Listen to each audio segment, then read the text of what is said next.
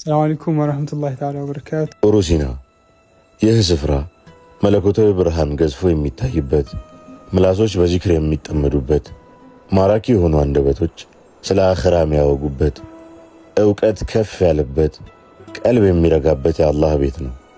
ይህን የአላህን ቤት ደረሶች ራሳቸው በምታዩት መልኩ ግዙፍ የሆኑ ምሰሶዎችን ተሸክመው ገንብተውታል። ምንኛ መመረጥ ነው የአላህን ቤት ለመገንባት መታጨት። ይህን ስፍራ ሼህ መሐመድ አማን የቆረቆሩት ሲሆን ከከሚሴ 15 ኪሎ ሜትር ርቀት ላይ ይገኛል። በ1960 ዓመተ ልደት ተመሠረተ። በስፋቱ ወደር የለው 625 ሜትር የሚሰፋ ሲሆን በግዙፍ ምሰሶች የተገነባ ነው። የውጭው ምሰሶ 85 እንዲሁም የውስጡ ምሰሶች 41 ናቸው።